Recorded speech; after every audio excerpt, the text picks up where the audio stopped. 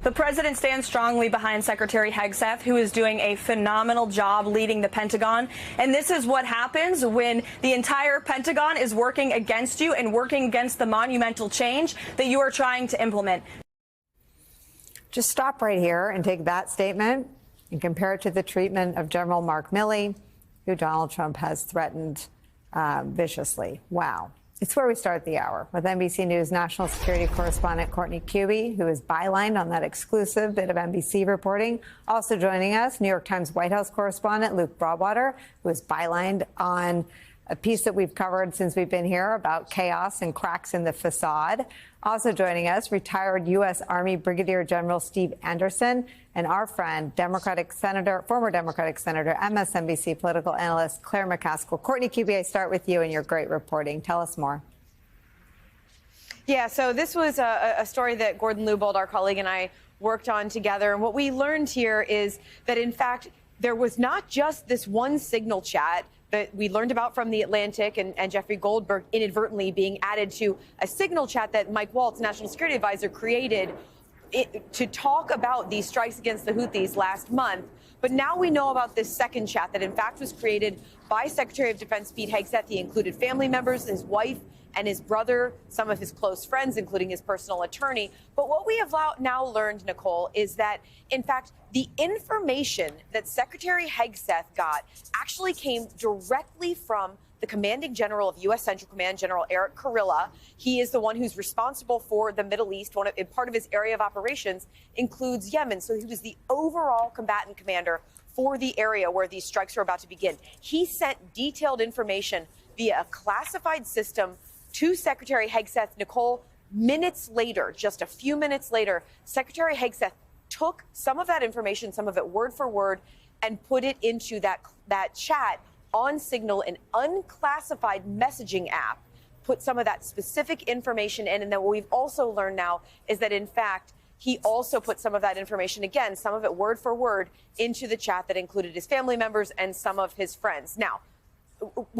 this is one of the talking points that we have heard from the very beginning from Secretary Hegseth is that none of the information here was classified. But the fact that it was transmitted to him from the combatant commander on a classified system really calls that claim into question. We know that, according to what The Atlantic put out, that had the types of platforms, specific times they would be taking off, specific times they would be dropping bombs, and critically, the fact that the mission was a go, that means it had been approved, that would generally be considered among the most sensitive information in the U.S. military because lives could be put at risk.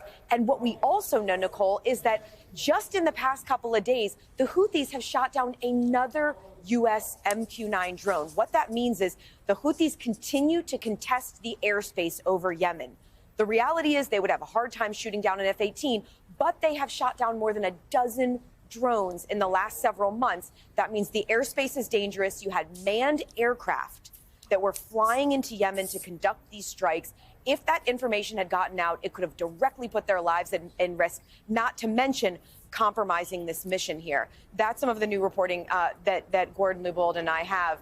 And it really calls into question all of what we have been hearing out of the administration. You know, on the soundbite that you played from Caroline Leavitt here, that was really striking to a lot of people who cover the Pentagon, because she said that everyone in the Pentagon is against Secretary Hegseth. Nicole, on any given day, there are about 26,000 people working in the building right here. More than 1 million have badges to come in here every day. So far, they have self-identified, according to top leadership, including Secretary Hegseth, 3 individuals who have been removed for allegedly leaking classified information. And Nicole, every one of them was close to the secretary. They were among his closest aides. They were his friends. He brought into the building to make the claim that the other thousands of people who are working in here, career civilians, members of the military, are against the secretary. That has been striking. And I have to tell you, people around the building are talking about that claim, Nicole. All right, let me make sure I understand everything that you have reported today that advances this story. The information was basically cut and pasted from a classified system into and I won't even use a technical term, information that involved the timing of a strike that hadn't happened yet was communicated to the Secretary of Defense. That information was then lifted and copied and put into 2 signal chats. Is that what we understand? Exactly. We don't know about copied and pasted because remember, this would have been transmitted on a classified system. We know that Secretary Hegseth was using a Signal app on his personal phone. So most likely what happened here is either he took the information word for word. He could have taken a screenshot. We don't know the exact details of that. What we do know, though, according to these officials we spoke with, in some cases the information was, again, word for word what General Kurilla sent on that classified server that was then put into an unclassified app by Secretary Hegseth and transmitted. General Anderson, if anyone other than the Secretary of Defense did that, how would they be treated by the military? They would be fired immediately, Nicole. You know, and that's exactly what needs to happen to Pete Hegseth here. I mean, unlike last time when he was a participant in the group violation, security violation, he's actually the author. He actually put together this group chat. I mean, we all remember when he took over as a SecDef when he said accountability starts now. Well, doggone it, accountability can start right now with him resigning. You know, because that's exactly what it needs to do. I mean, he talks about the people, you know, that people are talking, the press secretary talking about people in the Pentagon being against him. Well, no wonder, because he's the leader and he's supposed to lead by example. And he set an incredible double standard. Everybody knows that if they did what he's done, they would be fired immediately. So no wonder they're laughing at him behind his back. No wonder they're snickering, and no wonder that he has no credibility in the building, because he has failed to lead them appropriately. Courtney, let me drill down on another piece of your reporting that I just want to make sure doesn't get lost in sort of the blur of chaos at the Pentagon. The Houthis are holding their own. I'm not sure if that's a technical military term of art, but it sounds like we are not, this isn't going the way that Trump and others have described it. Just take me inside how the efforts are and what exactly they shot down, and lay that over something that Politico is reporting. Russia and China put up thousands of people to monitor all these phone calls at the top, and the number one target besides the president would be the Secretary of Defense. That's according to Republican Congressman Bacon. Russia and China are all over Pete Hegseth's phone, and for him to be putting secret stuff on his phone is not right. He's acting like he's above the law, and that shows an amateur person. Yeah, and remember, Congressman Bacon is also retired General Bacon, Air Force General, and one of his assignments was actually over in a strategic job, so he understands the implications of classified information and the possibility of the dangers that could befall the military if that information falls into the wrong hands. So, but you know, this goes to the larger chaos of what is happening right now. We continue to hear out of the Pentagon that they are so transparent. Nicole, we have no idea what has happened over the last nearly 40 days of this campaign against the Houthis. It was announced on March 15th that they were beginning this big mission. We can't get details about what they are hitting, where. We get these sort of vague statements about their strikes during the day and night. We know that there is a tremendous amount of U.S. military power that has been moved into that region. And we see things on social media, massive strikes against the Houthis. The reality is the U.S. military can overpower the Houthis in most cases. I mean, the U.S. military is much more sophisticated. There's a professional force. They have more advanced weapons, all of that.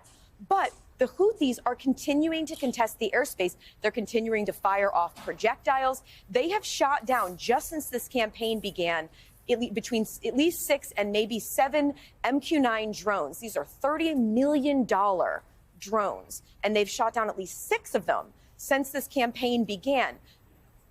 Look, they're contesting the airspace. It means they may not be winning, and they may not be long for this earth, frankly, at this point. But the reality is they are still in the fight after being, according to the military, the best we know is there is a consistent battle rhythm against them day after day after day, going after them. And they still have not been annihilated at this point, Nicole. Courtney, tell me how the information you're getting on this campaign is different from what you would have been briefed on in the Biden and the first Trump administration. So back to October 7th, 2023, about 4 weeks after that, the attack in Israel, the Houthis started really stepping up their campaign, going after commercial shipping and some aircraft in the area. They were firing off projectiles, missiles, drones, on a daily basis, and sometimes some of them were successful. They hit a couple of ships. Sometimes their drones were successful. The U.S. stepped up and started conducting strikes against them as well. There was a coalition at one point as well with some U.S. allies. During that time, we initially were getting a daily release about everything the Houthis were firing off. They fired 5 projectiles, everything the U.S. was doing to respond, what aircraft were used, the sorts of military ships that were used, everything. As that sort of wound down, we were getting it on a weekly basis. It has changed a bit over time. Since this campaign began, Nicole, we have zero information. And it's not for lack of asking. The press corps here has been extremely aggressive trying to get the information. We cannot find out even the basics. Candidly, even one thing that was in the signal chats, National Security Advisor Mike Waltz talked about taking out a Houthi leader in the first round, that first salvo in March. We don't know who that leader was. We can't even get confirmation that, in fact, that is even accurate.